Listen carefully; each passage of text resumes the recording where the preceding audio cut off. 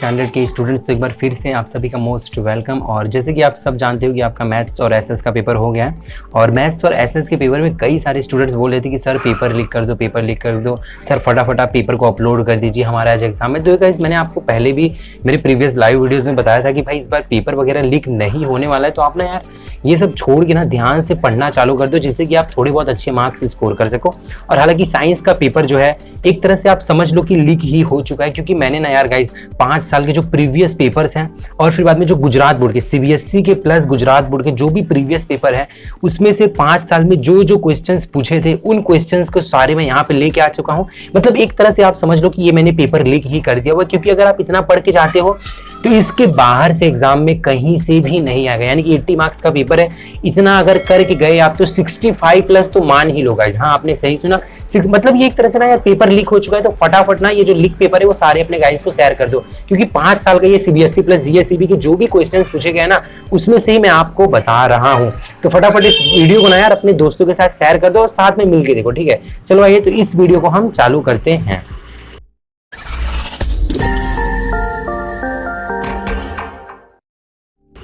Okay guys, तो आप जैसे देख सकते हो सबसे पहले मैं बात करूंगा ये पहले चैप्टर की। हालांकि मैं एक्सप्लेन नहीं करने वाला हूँ, चैप्टर जो इंपॉर्टेंट है वही बताऊंगा। और चैनल पे नए होना गाइस तो यार प्लीज चैनल को ना सब्सक्राइब कर देना और इस वीडियो को लाइक करके और शेयर भी कर देना, ठीक है। चलो जिससे क्या ना यार आप मेरी हेल्प करो, मैं आपकी हेल्प दिन भर करते रहूंगा, ठीक है। इट्स जस्ट वेरी सिंपल है ना। चलो तो यहाँ पे देखो पहला जो चैप्टर है केमिकल रिएक्शन एंड इक्वेशन, उसके अंदर से आपको क्या पढ़ना है तो बहुत ही सिंपल है गाइस।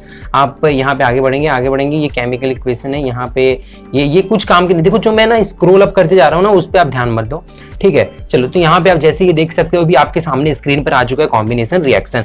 अब ये जो कॉम्बिनेशन रिएक्शन है 3 मार्क का ये क्वेश्चन बनता है। और हालांकि पहले वाले चैप्टर में से ना 3 मार्क का ही ये क्वेश्चन आता है आपके एग्जाम में, भले वो बोर्ड एग्जाम हो या फिर टर्म 1 का एग्जाम है तो 3 मार्क 4 मार्क में जो भी हो इस तरह से क्वेश्चन आएगा। और कॉम्बिनेशन रिएक्शन वाला जो है इसके अंदर से आपको केमिकल इक्वेशंस भी याद करने होंगे। केमिकल इक्वेशंस भी पूछे जाते हैं ना, बोलते हैं एक्सप्लेन कॉम्बिनेशन रिएक्शन विथ, यहाँ पे बोलेंगे केमिकल रिएक्शंस, या तो फिर थोड़ा सा जो ये तुम्हारा क्वेश्चन पूछेंगे वो एप्लीकेशन बेस्ड होगा, थोड़ा सा मतलब कॉम्प्लिकेटेड पूछ लेंगे। आपको कोई केमिकल रिएक्शंस दे देंगे, बताएंगे बताओ भैया ये कौन से मतलब कौन से टाइप का रिएक्शन है, ऐसे कुछ मतलब। बट जो पूछेंगे ना गाइस देखो एक बात सिंपल है, जो पूछेंगे वो कॉम्बिनेशन रिएक्शन के अंदर से ही पूछेंगे। यानी ये जो है ना ये यहाँ पे आप कॉम्बिनेशन रिएक्शन देख सकते हो, इसके अंदर से ही पूछने वाले थे। चलो फटाफट पहला ये हो जाएगा, आगे बढ़ेंगे। और यहाँ पे आगे देख सकते हो आप अगेन आ चुका है आपका डीकंपोजिशन रिएक्शन, है ना। ये जो आपको यहाँ पे स्क्रीन पर डीकंपोजिशन रिएक्शन दिख रहा है तो भाई सब इसमें से भी बहुत सारे क्वेश्चन बनते हैं ना। ये जो मैंने एक्सपीरियंस किया है सीबीएसई प्लस जीएसईबी के 5 इयर्स के क्वेश्चन पेपर में, मैंने देखा भाई सब ज्यादा करके ना मोस्ट ऑफ जो क्वेश्चन है ना it is asked from only this 2 topics, ठीक है, डीकंपोजिशन और कॉम्बिनेशन। ये तो आप ना मतलब अच्छे से पढ़ लेना। एक्चुअली रिएक्शंस भी आ सकते हैं, तो कई सारे स्टूडेंट के ये भी होते हैं कि क्या सर ये वाला हमें रिएक्शन पूछेंगे क्या, जो ये यहाँ पे जो लड़की, कई बार ना ये एक्टिविटी भी आपको पूछ लेते हैं कि बताओ कि एक्टिविटी करते हैं तो क्या होता है। तो it's a very simple activity, आपको एक बार देख लेना है, ठीक है, एक बार देख लेना है। ये जो रिएक्शंस है ना इनको भी सब याद रखने हैं, केमिकल रिएक्शंस, वो example as a chemical reaction आपको एग्जांपल वहां पे देना होता है। तो आपका दूसरा इंपॉर्टेंस जो है वो ये हो जाएगा। और आगे बढ़ेंगे, ठीक है, यहाँ पे आगे बढ़ते जाएंगे। और ठीक है यहाँ पे अब देखो आ चुका है डिस्प्लेसमेंट रिएक्शन। ये भी हालांकि वो 2 सबसे ज्यादा मेन जो थे वो 2 थे, वो तीसरे नंबर पे आ सकता है, 3rd नंबर पे डिस्प्लेसमेंट रिएक्शन है ना, 3 मार्क में या 4 मार्क में। ये टर्म 1 का पेपर है तो मे बी 4 मार्क में भी इसको पूछ सकते हैं, ठीक है। तो डिस्प्लेसमेंट रिएक्शन देखो ये काफी अच्छा यहाँ पे पूछने के चांसेस भी अच्छे बन जाते हैं, क्योंकि ना ये अपने ना डे टू डे लाइफ में, जैसे आप यहाँ पे देख सकते हो ना गाइस, ये यहाँ पे आयरन को CuSO4 में डाला हुआ है, तो आयरन का क्या जो है ना रस्ट है, वो आयरन के ऊपर रस्ट लग जाता है Cu के फॉर्म में, तो ये भी मतलब चांसेस ज्यादा बन जाए। तो इसको भी आप ये 3 क्वेश्चन से पढ़ना। और भी है कुछ क्वेश्चंस, ऑक्सीडेशन रिएक्शन ये 5वें नंबर पे यानी 5th नंबर का इंपॉर्टेंट है। मतलब कि आपको प्रायोरिटी जो सबसे इंपॉर्टेंट थे वो ऊपर के 3 थे, ठीक है। अभी ये भी आने के चांसेस होते हैं, बट ये इतना नहीं पूछा जाता है जहां तक मैंने देखा है, बट आ सकते हैं। तो आप इसको भी थोड़ा बहुत तैयारी कर लेना। और ये कोरोजन और रेंसिडिटी, इनके बारे में भी एज अ 2 मार्क है ना। ये एक्चुअली मैंने अगर साथ में पूछेंगे तो 3 मार्क का हो जाएगा, और अगर एक एक करके पूछते हैं, मतलब अगर कोरोजन के बारे में पूछा या फिर रेंसिडिटी के बारे में पूछा एक से, तो ये 2 मार्क में भी आ सकता है। तो ये बहुत ही इजी है, कोरोजन मतलब काट लग जाना। आप इसको ना यार गाइस मतलब एक बार अगर आप पढ़ते हो ना इसको तो आपको पूरा मुंह पे याद हो जाएगा। रेंसिडिटी क्या है आपने जरूर सुना होगा, कोई चीजें है ना अपने घर पे जो बेसिकली जो यूपी से है, actually I am from the UP, so I know the word of this meaning, like मेहराज आना, है ना। When we buy something, Kurkure, चटाका पटाका, एनीथिंग स्नैक्स, तो वो बोलते हैं ना कि अपने यार ये थोड़ा थोड़ा सा नरम हो जाता है महराजाना। I don't know if anyone knows that what is the meaning of महराजाना, देन प्लीज कमेंट डाउन, ठीक है। तो यहाँ पे रेंसिडिटी भी आपको पढ़ लेना है फॉर द 2 मार्क्स, ठीक है। ये 2 मार्क्स में आ सकते हैं। देखो टर्म 1 का पेपर है तो 2 मार्क्स 3 मार्क्स कुछ भी ये लोग अपने हिसाब से पूछेंगे। एक्चुअली ये आपके टाइम पे ना मतलब आप फंस चुके हो गाइस बुरी तरह से, क्योंकि आपके टाइम पे क्या किया ये लोग ने ना, पूरा एक नया सिलेबस आया गुजराती GSEB का, ठीक है। तो दैट इज वाई यहाँ पे तो भी बट स्टिल यहाँ पे इंपॉर्टेंस आपको दिए जा रहे थे। देखो पहला चैप्टर हो गया, दूसरा चैप्टर भी आपका टर्म 1 में आने वाला है specially for the GSEB student, Gujarat state board के जो स्टूडेंट्स हैं मैं उनके लिए बात कर रहा हूँ, it's not for the CBSE, ठीक है। तो यहाँ पे जो CBSE वाले छोड़ छाड़ के मत जाओ, क्योंकि ये आपको भी काम आएगा, ठीक है। एसिड बेस और सॉल्ट की बात कर लेते क्या इंपॉर्टेंट है। तो देखो ये है ना, अगर यहाँ पे कुछ MCQ है, एसिड होता है तो ब्लू से रेड हो जाता है, बेस होगा तो रेड से ब्लू हो जाएगा फॉर द लिटमस पेपर, ठीक है। ये MCQ इसके लिए था।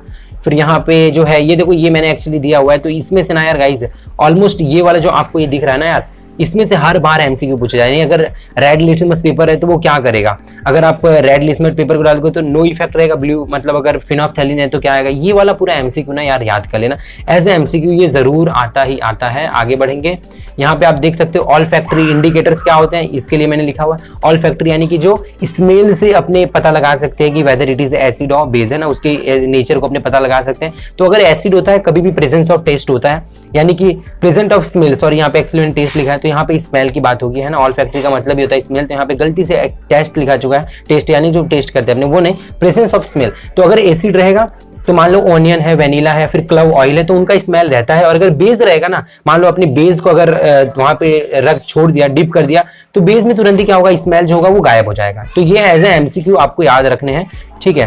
तो कुछ MCQ भी बीच में बता दे रहा हूँ, आप देख लेना। और यहाँ पे बात करते हैं इसकी मेन टॉपिक की, ठीक है गाइज। आप यहाँ पे एक्चुअली मैं इस कैमरा को ले लेता हूँ, हाँ ठीक है गाइज। तो आप बेसिकली यहाँ पे देख सकते हो कि ये जो है ये अक्सर 5 मार्क में जो है ना गाइज वो ऑलमोस्ट, ठीक है। यहाँ पे एक्चुअली इसको यहाँ पे ही कर देता हूँ, हाँ ठीक है। तो ये जो है ना गाइज यहाँ पे आप देख सकते हो zinc granule with dilute sulphuric acid, ये जो है ना वो 5 मार्क में आने के बहुत ही ज्यादा चांसेस बनते हैं, ठीक है। यानी कि ये जो पूरा एक्सपेरिमेंट एक्टिविटी 2.3 है ना, जो एक्सपेरिमेंट, अगर आप H2SO4 के अंदर अगर अपने जिंक डालते हैं ना, जिंक डाल देंगे तो क्या हो जाएगा तुम्हारा, वो तुरंत ही सल्फ्यूरिक एसिड जिंक के अगर H2 गैस पास होगा, जिससे कि आप यहाँ पे H2 गैस का टेस्ट कर सकते हो। आप जैसे यहाँ पे देख सकते हो H2 गैस जैसे क्रैकलिंग साउंड देगा, तो ये भी 5 मार्क में विद डायग्राम बहुत ज्यादा आने के चांसेस होते हैं। गुजरात बोर्ड में अक्सर ये पूछा जाता है, ठीक है। तो आप इसके ऊपर ज्यादा करिए, 5 मार्क नहीं, सॉरी एक्चुअली तुम्हारा 4 मार्क का होता है, तो ये गलती से मेरे को 5 मार्क लिखा गया, it's not a 5 mark, 4 mark में ये पूछाने के ज्यादा चांसेस होते हैं। आगे बढ़ेंगे, और यहाँ तक तो ठीक है सब गाइज। आगे बढ़ेंगे, यहाँ पे भी सब ओके है। तो इसके साथ यहाँ पे तो एक तो मैंने आपको 4 मार्क का बता दिया, वो जिंक सल्फ्यूरिक एसिड के अंदर जो जिंक डालते हैं, ठीक है, वो आपका एक 4 मार्क का था। और आपका क्या आ सकता है, तो यहाँ पे कुछ खास नहीं है, यहाँ पे भी नहीं है। आगे बढ़ेंगे, ठीक है। ये रहा, फिर से आ चुका है तुम्हारा 4 मार्क का। एक्चुअली मैंने गलती से यहाँ पे यार 5 मार्क लिख दिया हुआ है, मेरे को आदत सी हो गई है 5 मार्क बोलने की, बट ये 4 मार्क में again importance of pH in everyday life, मतलब हाँ रोज हमारे जो रोज की लाइफ में हम पीएच को कहाँ पे मतलब ऑब्जर्व किया जाता है, कहाँ उसका इंपॉर्टेंस क्या है, तो वो मतलब उसके बारे में हमें लिखना है। तो ये as a 4 mark last section में पूछा जाता है, तो ये आपको तैयार करके रखना है। इसके आंसर्स क्या होंगे, प्लांट्स और एनिमल में पीएच सेंसिटिव क्या होता है, तो आपको ये लिखना है। आप देख सकते हो तो कई सारे पॉइंट है, एक यहाँ पे वो बैकयार्ड 2 हो गया, 3 हो गया, 4 हो गया और ये 5, तो ये 5 पॉइंट्स है, इसीलिए 4 मार्क में स्पेशली बहुत ही ज्यादा इंपॉर्टेंट हो जाता है। और ये अक्सर गाइड मतलब ना यार मैंने कई बार देखा है GSEB, तो मतलब ये मोस्ट इंपॉर्टेंट आप लिख कर लो, इसको एक बार देख के जाओ, 110% इसमें से आएगा। नहीं आया ना तो यार आगे ना चैनल को सब्सक्राइब कर देना। क्या बोले सर आप, मतलब वही अनसब्सक्राइब जो आपकी इच्छा हो, इट्स एज यूज। देखो मैं कोई पेपर नहीं बना रहा हूँ, तो ये एक्चुअली मेरे प्रेडिक्शंस है, मतलब प्रीवियस इसके पेपर्स को देख के मैं प्रिडिक्ट कर रहा हूँ, बट कुछ भी आ सकता है ना, that is something like that. तो आपको पूरा बेसिकली आपको पूरा ही तैयार रखना है। बट आप अगर क्विक रिवीजन करना चाहते हो, अभी आपका 1 दिन में पेपर है और आप क्विक रिवीजन के करने के इरादे में हो ना गाइस कि मैं क्या पढ़ लूं, जो कि चांसेस ज्यादा होते हैं, तो मैं जो बता रहा हूँ ना वो पढ़िए, 110% उसके अंदर से पूछने के चांसेस होते हैं। तो इंपॉर्टेंस ऑफ पीएच जरूर पढ़िए। आगे बढ़ेंगे अभी हम, ठीक है, यहाँ पे आगे बढ़ेंगे तो ये इंपॉर्टेंस ऑफ पीएच बता दिए। और क्या आने के चांसेस हैं, तो ये 3 और 4 मार्क्स, एक्चुअली बार मैं यहाँ पे गलती कर रहा हूँ, ये 4 मार्क्स होंगे, या तो 3 या तो 4 मार्क में आने के चांसेस होते हैं। बेकिंग सोडा, क्यों बेकिंग सोडा, क्योंकि because we use baking soda in our day to day life and everyone is very aware of the baking soda, है ना। जैसे कि आप खुद भी जानते हो, whenever your mom cooks the pakora, so what we do guys, है ना, we simply add the baking soda. क्यों हम डालते भाई साहब बेकिंग सोडा, क्योंकि जो कुकिंग है हमारा फास्ट हो जाए और जो हमारा वो जो पाव वगैरह जो भी चीज होते हैं वो बल्जी हो जाते हैं थोड़े से, है ना, बेकिंग सोडा डालने पे। तो जो चीजें डे टू डे लाइफ से यूजेस है ना, तो उसके से ज्यादा एग्जाम में पूछे जाते हैं। तो बेकिंग सोडा के बारे में भी पूछा गया, जो कि 2019 का आई थिंक 20 का बोर्ड एग्जाम लिया गया था, है ना बच्चों का, तो उसमें ये बेकिंग सोडा का पूछा गया था। और हालांकि ये बहुत ज्यादा इंपॉर्टेंट भी हो जाता है, जैसे मैंने बोला आपको डे टू डे लाइफ में ज्यादा यूज होता है। तो बेकिंग सोडा को जरूर आप पढ़िए, है ना। ये बेकिंग सोडा का पूरा आप देख सकते हो, यहाँ तक है। वॉशिंग सोडा नहीं, वॉशिंग सोडा का आपको सिंपली फॉर्मूला याद रखना है क्या है, एंड फॉर्मूला इज दिस, आप देख सकते हो Na2CO3 × 10H2, है ना। ये वाला जो आपको यहाँ पे फॉर्मूला दिख रहा है, ये सब फॉर्मूला पढ़ लेना है कि वॉशिंग सोडा का फॉर्मूला क्या है। 100% एज MCQ आएगा, 110% आता ही आता है ना। आप चाहे आप देख लेना, ठीक है, एग्जाम आएगा। तो मैंने ये यूजेस ऑफ बेकिंग सोडा, ये देखो बेकिंग सोडा का मैंने बताया ना, यहाँ से चालू होगा बेकिंग सोडा का, आप सिंपली देख सकते हो यहाँ से चालू होगा, और फिर बाद में ये जो है पूरा आपका यूजेस तक भी आपको पढ़ना है, क्योंकि यूजेस भी आता है, वो पूरा ही आएगा। ऐसे 2 या 3 मार्क में बेकिंग सोडा के बारे में पूरा आएगा। बस इस चैप्टर में इतना ही था, 3 मार्क 4 मार्क के लिए जो आपको पढ़ना है। और क्या पढ़ना है आपको, ये आप देख सकते हो यहाँ पे ना गाइस, ये प्लास्टर ऑफ पेरिस क्या है, जिप्सम क्या है, इसके केमिकल जो इक्वेशन है ना, केमिकल आप इक्वेशन देख सकते हो, वो पूछने के बहुत ज्यादा चांसेस बनते हैं। तो आप इसको जरूर देख लेना, ठीक है। यहाँ पे ये जो प्लास्टर ऑफ पेरिस है, जिप्सम का फॉर्मूला क्या है, तो वो बहुत ज्यादा इंपॉर्टेंट हो जाता है, इसको जरूर देख के जाना। ये भी एज ए MCQ बहुत ज्यादा चांसेस बनते हैं। तो इस चैप्टर में बता दिया, पहला जो था हमारा वो H2SO4 और जिंक डालते हैं, तो वो जो एक्सपेरिमेंट था डायग्राम के साथ, वो पढ़ना है आपको। सेकंड पे क्या था, importance of pH in everyday life था। और थर्ड पे क्या मैंने आपको बताया, बेकिंग सोडा जो है उसको जरूर पढ़ के रखना, वो ज्यादा चांसेस बनते हैं, पूरा विद यूजेस, है ना। बेकिंग सोडा यूजेस के साथ आप पढ़ लेना, वो आने के चांसेस है। चलो आगे बढ़ेंगे। अब आगे तुम्हारा है थर्ड चैप्टर, तो है नहीं मेटल नॉन मेटल। अभी 5th चैप्टर पे आते हैं, 6th चैप्टर जो कि लाइफ प्रोसेसेस है। और यहाँ पे 4 मार्क का कुछ चीजें फिक्स है यहाँ पे, और वही 4 मार्क के आते हैं। And it's a very easy chapter, ठीक है guys. Once you have to just go through it, and after that you will easily be, है ना, it will easily be remembered to you, ठीक है। तो ये बहुत आसान चैप्टर है। अब इसमें क्या करना है, that's what actually we are gonna look. And यहाँ पे आप देख सकते हो, यहाँ तक कुछ इंपॉर्टेंट नहीं है। ये बेसिकली ये चांसेस हो सकता है कि यहाँ पे the following occur during the process of photosynthesis, है ना। तो यहाँ पे ये एक्चुअली आ सकता है कि what occurs during the process of photosynthesis, है ना, विच 3 things happens during the process of photosynthesis. तो ये मतलब ऐसा नहीं है आएगा, but still sometime it is asked, है ना, by the like CBSE also I have seen that, in Gujarat board also I have seen that sometimes actually they prefer to ask this question. So please go through it just once, and because it's a photosynthesis and it's already has been asked in your 7th class, 8th class, 9th class, 10th class, sorry नहीं 10th class नहीं, अभी तो आए हो 10th में, but 9वीं तक ये अक्सर पूछा गया। तो that is why the chances are very less कि ये आ जाए, but still एक बार देख लेना, अगर आ ही गया तो मतलब फोटोसिंथेसिस के बारे में तो आपको पता ही होगा ना यार, मतलब ये तो बचपन से ही हम पढ़ रहे हैं, तो देख लेना एक बार, और कुछ ज्यादा करना नहीं है यहाँ पे, ये ठीक है, ये सब ओके है, जाने दो इसको, ठीक है। न्यूट्रिशन इन ह्यूमन बीइंग आ गया 4 मार्क का, बहुत ही बड़ा, ये तो मतलब हीरो है। ये क्या है भाई साहब, हीरो है 4 मार्क का, न्यूट्रिशन इन ह्यूमन बीइंग, है ना, जो अपने माउथ से चालू होगा, ऑइसोफेगस जाएगा, small intestine, large intestine, and through anus वो क्या हो जाता है, डिस्क्रीट हो जाते हैं वेस्ट मटेरियल। तो ये बहुत ही ज्यादा इंपॉर्टेंट है, न्यूट्रिशन इन ह्यूमन बीइंग। हर बार ये प्रीफर करते हैं गुजरात बोर्ड वाले, क्योंकि ना ये फिक्स क्यों करके रखा है, मैं उसका भी रीजन बता देता हूँ। क्योंकि डे टू डे लाइफ की बात है, मतलब आप जिंदगी भर जियोगे तो आपको एटलीस्ट इतना तो पता होना चाहिए कि आपके गले में खाना कैसे उतरता है। तो that is why nutrition in human being is a very very very important topic, ठीक है। And most of the times, ठीक है, out of 10 it is asked 8 to 9 times, ठीक है, out of 10। So you can easily understand how much importance it is, है ना। मुझे मतलब आपको बताना नहीं चाहिए कि कितना इंपॉर्टेंट है, आप खुद ही जज कर सकते हो, प्रिडिक्ट कर सकते हो कि भाई हाँ ये तो बड़ा इंपॉर्टेंट है। तो मतलब ये पढ़ के ही जाना भाई साहब, बहुत ईजी है, ज्यादा नहीं है, गले से चालू होगा नीचे उतर जाएगा, इतना तो आपको ही पता है, ठीक है। ये रहा बेसिकली यहाँ पे जो है वो डायग्राम नहीं आता है, because the diagram is very tough, है ना। So even the teachers can't draw this diagram. So यहाँ पे वो डायग्राम नहीं प्रेफर करते, क्योंकि डिस्क्रिप्शन इसके इतने बड़े हो जाते हैं ना कि डायग्राम को वहां पे पूछा नहीं जाता। But still just look at the diagram once, and if diagram is asked in exam, so just जाओ और यार छाप दो, बस बात खत्म करो। तो ये बहुत ज्यादा इंपॉर्टेंट हो जाता है आपको इस न्यूट्रिशन इन ह्यूमन बीइंग, आप बोल दो, चाहे डाइजेस्टिव सिस्टम बोलो, चाहे न्यूट्रिशन इन ह्यूमन बीइंग बोलो, बहुत ही ज्यादा इंपॉर्टेंट हो जाता है आपके लिए। और क्या आएगा वो हम बताएंगे गाइस आपको, और क्या आने के चांसेस हैं। तो आप देख सकते हो यहाँ पे इन ह्यूमन, पहले ये जो है ना respiratory system, human respiratory system, यानी कि आप जैसे है ना इनहेल करते हो ऑक्सीजन को, फिर एक्सहेल करते हो कार्बन डाइऑक्साइड को, जो ये पूरा प्रोसेस होता है ना, how it happens in our body, so that is also very important. So you just go through this, ठीक है। यहाँ पे आप देख सकते हो, और ये चालू कहाँ से होगा sir, from where it starts, तो इट्स वेरी सिंपल गाइस, आप यहाँ पे देख सकते हो, in human being air is taken into the body through nostrils, आप यहाँ पे देख सकते हो, ठीक है। यहाँ पे सिंपली एक्चुअली आप देख सकते हो एयर इज ओके, यहाँ पे क्या हो गया भाई सर, स्क्रीनशॉट आ गया, ठीक है, नो प्रॉब्लम।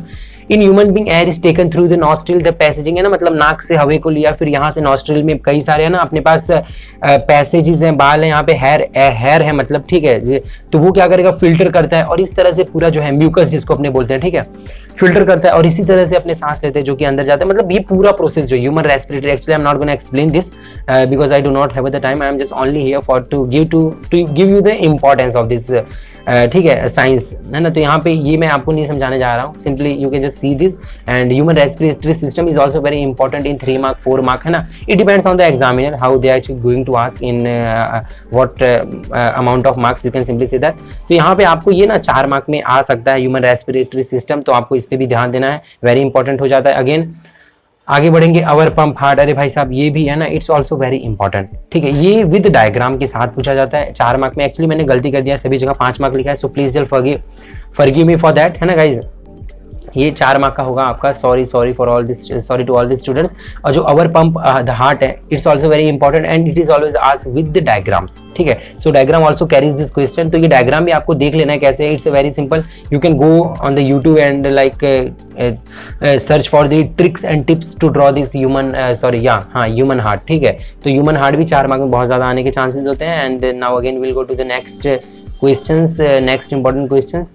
बस यहाँ पे इतना ही है एक्चुअली, ठीक है। यहाँ पे और क्या है, जाइलम फ्लोएम के बारे में आ सकता है guys, transportation of food and other substances. तो आपको जाइलम और ये ट्रांसपोर्टेशन जो है ना, ट्रांसपोर्टेशन ऑफ वाटर आप देख सकते हो, फल जल, यहाँ पे जल कौन करता है भाई साहब, जो है यहाँ पे आप देख सकते हो, है ना। जाइलम में क्या करेगा, जल को ट्रांसपोर्ट करता है प्लांट में। तो ये जो ट्रांसपोर्टेशन ऑफ वाटर है, this is also very important when it comes to the important question in this chapter. So transportation of water and like xylem phloem, ठीक है। My main thing is that xylem phloem जो है इस chapter का बहुत ज्यादा important है। और कई दफा है ना, जो अच्छा कई सोच रहे होंगे कि सर ये जाइलम फ्लोएम क्या होता है इस चैप्टर में। देखो जिन्होंने पढ़ा होगा, actually I am not going to just go through this chapter, I am not going to explain this chapter, but still those who have read, तो उनको पता होगा कि ये जाइलम ने फ्लोएम क्या होता है। तो अक्सर ना ये जाइलम और फ्लोएम के बीच का जो डिफरेंस है ना, तो गाइस वो डिफरेंस है ना, अक्सर आपको मतलब यहाँ पे पूछा जाता है। तो जाइलम फ्लोएम को भी आप पढ़ लेना। इस चैप्टर में जो भी इंपॉर्टेंट है मैंने बता दिया। आगे बढ़ेंगे नेक्स्ट चैप्टर में, बहुत ज्यादा लेंथी नहीं करना चाहता हूँ मैं इस वीडियो को, ठीक है, क्योंकि because I respect your MB, है ना। आपको एमबी मिलते हैं, आप मतलब यार थोड़ा सा तो चिल मारना चाहते हो, पूरा स्टडी में नहीं लगाना चाहते हो। That is why I am not just gonna go, I am not just gonna extend this video, ठीक है। तो सिंपली मैं एक्सटेंड नहीं करूंगा गाइज। और 7th की बात कर लेते हैं, control and coordination. It's also very one of the easiest chapter in the class 10 for the students. I don't no किसके लिए टफ है किसके लिए इजी है, but still it's relatively easy, है ना। दूसरे चैप्टर से तो इजी है भाई साहब। क्या पढ़ना है इसके अंदर, 2019 के अंदर कि 20 के अंदर, 20 के अंदर क्या आया था भाई साहब, तो 20 के अंदर क्या आया था ना गाइस, ये डायग्राम पूछ लिया था और डायग्राम में ना आपको इनको लेबल करना था, मतलब बताना था कि ये यहाँ पे ऐसे एरो बताया था, एरो आपको मार्क किया था इस तरह से और पूछा था कि बताओ भाई ये जो एरो वाली चीज है वो क्या है, तो आपको बताना था this is the nucleus, this is the dendrite. ये मतलब इस तरह से ना डायग्राम देखिए 3 मार्क में पूछा था कि डायग्राम में 1 2 3 मार्क का इस तरह से पूछा था। तो ये डायग्राम पे थोड़ा सा ध्यान देना because it has already been asked in the 2020 I think so. तो दैट इज वाई एक बार ना इसके थ्रू चले जाना। And what are the functions, है ना, इनके फंक्शंस क्या है वो भी आपको मतलब पूछा कैसे गया था, ये आपको फिगर दे दिया था और ये जो है ना ये डेंड्राइट वगैरह लिखा है, सेल बॉडी, ये आपको वहां पे पूछा था और ये एक्सॉन, ये 3 चीजें क्या थी वहां पे आपको बताना था कि ये एरो मार दिया था और आपको पूछा था कि ये 3 चीजें क्या है, तो आपको बताना था ये 3 चीजें क्या है। And again the next question was in the same question, है ना, in the same question there was a sub question और उसके अंदर क्या लिखा था, explain the function of the dendrite. तो डेंड्राइट का फंक्शन क्या है ना वो भी आपको मतलब सिंपली एक्सप्लेन करना था उसके अंदर। तो ये जो है यहाँ पे आपको मिल जाएगा, ये जो पूरा पैराग्राफ ही है बेसिकली, आप जो यहाँ पे गाइस आप ये पैराग्राफ एक्चुअली सॉरी ओके इसको हटाएंगे, हाँ, तो बेसिकली आप जो गाइस इस पैराग्राफ को देख सकते हो ना, यहाँ पे ये जो पैराग्राफ है अपना, ये पैराग्राफ के अंदर पूरा है, इनके फंक्शंस है, क्या है, कैसे है, तो वो आपको पढ़ लेना है। जैसे आप यहाँ पे देख सकते हो, मैं आपको अगेन एक बार अच्छे से ही दिखाता हूँ, अगर यहाँ पे आप देख सकते हो ये 1 है, यहाँ पे 2 है, यहाँ पे 3 है, तो ये 3 चीजें जो है ना वो उनके फंक्शंस है, ठीक है। तो ये आपको मतलब वहां पे लिखना है, ये एज आ सकता है, बहुत ज्यादा इंपॉर्टेंट है, but still it has been asked in 2020, so I can say that it could be asked in your exam, ठीक है। चलो आगे बढ़ेंगे, ये सब फालतू है। हाँ, ये 3 मार्क का आ चुका। Human brain very important, again very important. क्यों इंपॉर्टेंट है भाई, सबके पास दिमाग है ना, क्या मतलब सबके दिमाग घुटने में तो है नहीं, है ना। ये ह्यूमन ब्रेन इसीलिए दिया था ना कि बच्चों को बताया जाता है कि बच्चे तुम्हारा जो दिमाग है ना इट्स नॉट इन योर घुटना, है ना, तुम्हारे नी में नहीं है तुम्हारा दिमाग, तो that is why human brain is always आज के बच्चों को पता चले कि where is our brain exactly situated in our body, located in our body. So ठीक है, तो वो ब्रेन यहाँ पे है and brain has 3 parts, we all know that, fore brain, mid brain and the last one is hind brain which is in the back, है ना। तो ये 3 पार्ट्स होते हैं ब्रेन के और इनके कुछ फंक्शंस क्या है, किस तरह से है, ये ब्रेन के वर्क कैसे करता है, कौन से मैसेजेस है ना ब्रेन अपनी बॉडी को पहुंचाता है, क्या करता है, कैसे करता है। तो ये पूरा ना आपको ये यहाँ ये जो पैसेज दिख रहा है एक्चुअली आपको पूरा नहीं लिखना है, इसमें कई सारे फालतू बातें भी लिखी है, think about it and think about that, तो वो सब आपको एग्जाम में नहीं छाप के आना है, ठीक है। इसके बारे में आप ह्यूमन ब्रेन के बारे में ना आप नोट्स जाके देख लेना या फिर यूट्यूब एक्चुअली गूगल पे सर्च मान लेना कि right note on human brain, तो वहां पे आपको ना बेसिकली अच्छी तरीके से पॉइंट वाइज आंसर्स मिल जाएगा। 3 मार्क या 4 मार्क में भी पूछ सकते हैं और 10 से 12 लाइन आपको लिखनी होती है ह्यूमन ब्रेन के बारे में, including all this 3 sections of the brain, ठीक है। First one is four brain, mid brain and hind brain. Hind brain यानी पीछे का ब्रेन, ठीक है। चलो, तो it's a very important guys, again मैं आपको बताता हूँ बहुत ही ज्यादा इंपॉर्टेंट हो जाता है, तो please just go through the human brain once, है ना, जिससे कि आप क्या होता है एग्जाम में ऐसे सिंपली ना बैठे ना रहो, मतलब पीछे वाले आगे वाले ने कि भाई दिखा दे मेरे को, you do not have to do this, ठीक है। मतलब आप एक बार देख लेना तो आपको क्या ह्यूमन ब्रेन के बारे में आसानी से लिख सकते हो, बहुत ईजी है। आगे बढ़ेंगे और कुछ नहीं, ये चैप्टर में भाई साहब ना कुछ है ही नहीं, मतलब हाँ अगर सामने अगर एग्जामिनर थोड़ा सा गुस्सा है तो वो भले ही हार्ड पूछ सकता है, बट बेसिकली जो इस चैप्टर से पूछना चाहिए, जो मैंने देखा है 5 ईयर्स के CBSE और GSEB में देख लिया है ना मैं बेसिकली ये GSEB वालों के लिए बोल रहा हूँ, तो वहाँ पे ये ज्यादा प्रीफर करते हैं एग्जामिनर्स पूछने के लिए। भाई जिसका दिमाग सटका है वो कुछ भी कर सकता है ना, मतलब अब क्या बोलते हैं भगवान को कौन रोक सकता है। Hormone in animal, it's also very important, very very very very very important. Again guys मैं आपको बता रहा हूँ बहुत ज्यादा वेरी वेरी, कैसे आपको मतलब बताऊं, फिक्स ये सब आते हैं गाइज। 4 मार्क में आएगा, 5 मार्क मतलब ना मेरी आदत हो चुकी है 5 मार्क, ये साला इसको मैं मिटाई दूंगा। 4 मार्क में आएगा ये आपको। अब क्या इसमें से करना है तो ये मैं आपको बता देता हूँ, आप देख सकते हो ये जो है एड्रेनालाइन ग्लैंड, थायराइड ग्लैंड, ये जो अलग अलग ग्लैंड्स है ना वो क्या सिक्रीट करते हैं वो आपने बताना है, अलग अलग जो भी ग्लैंड्स है एक्चुअली, ठीक है। तो पहले सबसे पहले मैं क्या करूंगा यहाँ पे जो है यहाँ पे मैं ना इसको थोड़ा सा एयरप्लेन मोड लगा दूंगा वरना अभी कोई भी फोन कर दे, हाँ ठीक है।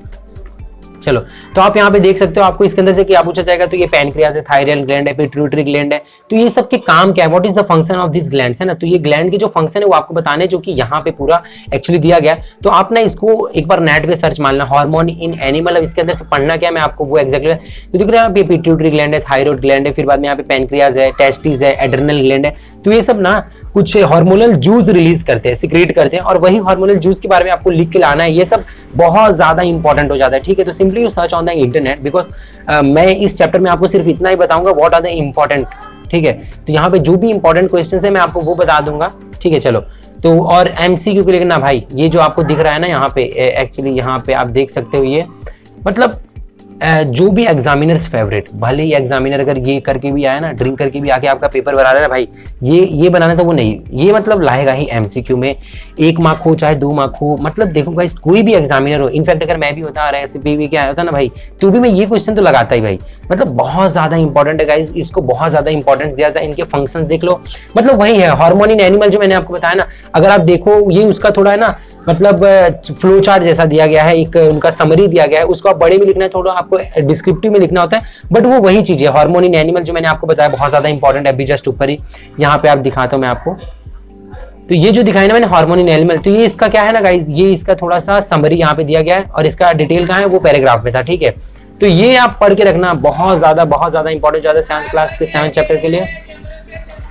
आगे बढ़ेंगे भाई साहब, 8th चैप्टर में बढ़ेंगे, हाउ डू ऑर्गेनिज्म रिप्रोड्यूस। अरे वाह भाई सर, मतलब आपने अभी कुछ दम की बात की, because this is the chapter है ना विच इज वेरी, है ना बोलते हैं ना यार, वेरी डेस्परेटेड, विच इज है ना, students are very desperate for this chapter, वो बहुत ही ज्यादा है ना इस चैप्टर के लिए, मतलब हाउ डू ऑर्गेनिज्म रिप्रोड्यूस, किस तरह से हम रिप्रोड्यूस करते हैं, है ना, वी आर ऑल्सो प्रोड्यूस्ड, है ना, and we are going to also produce the another one same species like us, and how do we do that, that's what it is, है ना, given in this chapter.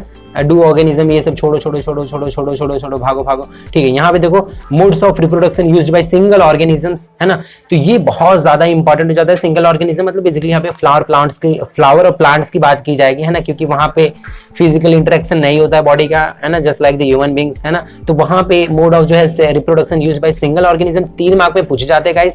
Basically आपको ये term 1 में यहाँ से 4 mark में पूछेंगे, because है ना वहां पे 4 मार्क के लिए पूरे चैप्टर्स जो हैं, मतलब कुछ ही चैप्टर्स पूछे जाने वाले हैं, तो यहाँ से भी 4 मार्क के बना सकते हैं। तो 3 और 4 मार्क्स बोथ आर वेरी है ना preferable from this chapter.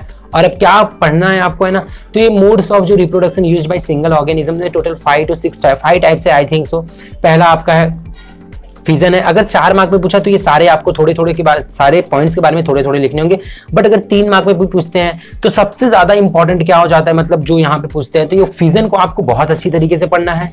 Fission पढ़ना है, फ्रेगमेंटेशन का बहुत ही थोड़ा सा पॉइंट्स है, तो फ्रेगमेंटेशन भी आपको पढ़ना है।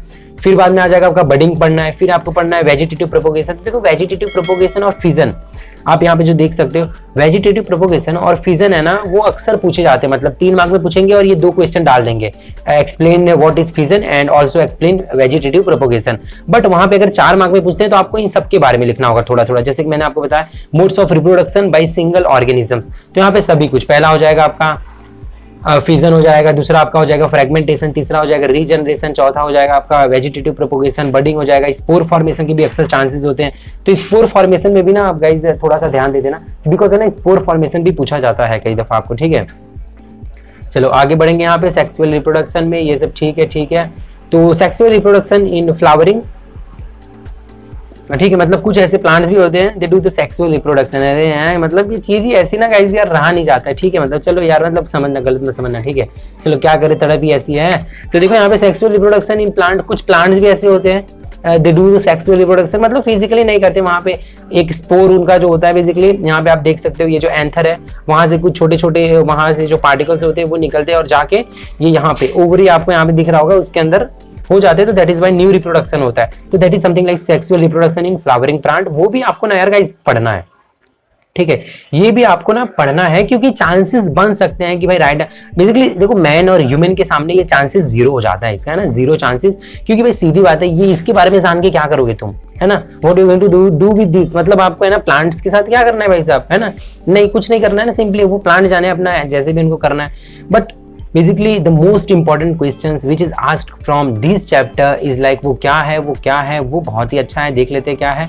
तो वो हो जाता है मेल रिप्रोडक्टिव सिस्टम, और ये बहुत ज्यादा इंपॉर्टेंट हो जाता है because every male has to know about their reproductive system. नहीं मेल को ही नहीं जानना है, बेसिकली फीमेल एंड मेल को both have to know each others, है ना, both have to know each others reproductive system how it works, so that is why है ना, अगर वो जानेंगे, if they know about that then and then only they are going to reproduce, otherwise how will they reproduce, like मतलब चल दिया खड़े होके, ऐसे थोड़ी ना होता है, मतलब you have to know about that, ठीक है।